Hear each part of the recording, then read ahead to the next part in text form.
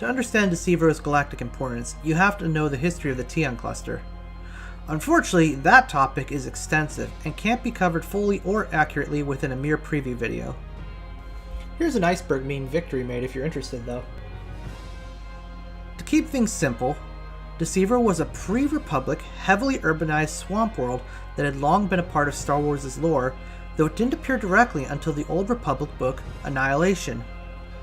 If you've heard of Zim the Despot, from Brian Daley's 1980 book Han Solo and the Lost Legacy, the Tion cluster was Zim's empire, and Desevro was a major part of that. Loosely similar to the way the Greeks were important to the Romans and were culturally elevated after being integrated into their empire, though Zim's is probably closer to the Persian Empire. Over the many thousands of years, the Tion worlds waged war with the Hutts, the Republic, and even themselves. By the time of the Clone Wars, most of the worlds in the Tion cluster were well past their prime, and Desevro was no exception. Some, like Liana, were doing really well though.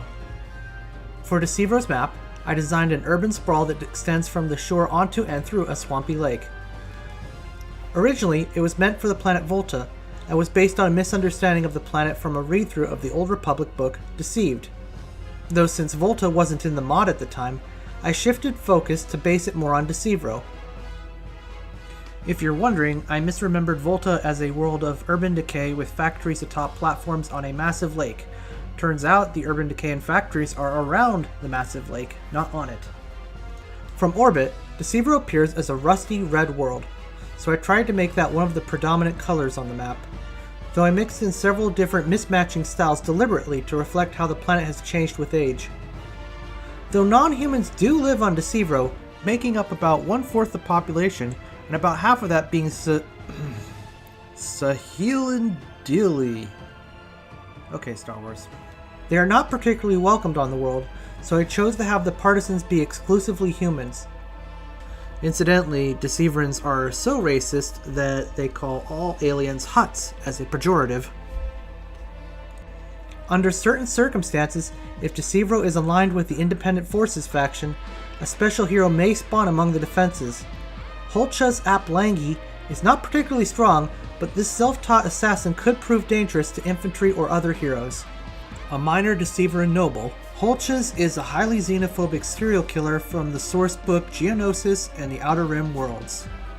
And it's possible his icon is actually meant to represent Kual de Arson, an information broker, especially because he's interacting with non-humans. Incidentally, Holchas doesn't have a Wikipedia article. Desevro has a relatively high number of ground slots, so the map is fairly large, designed around a protracted engagement against a sizable defending force. There are two main vectors of attack, but multiple pathways and shortcuts for infantry and hovering units. I want to thank the people in the Corey Loses Star Wars discussion channel for helping me out, especially Victory and Nobody, because even with my own research, I seriously fell out of my depth while working on this one. The rest of you, please look forward to it.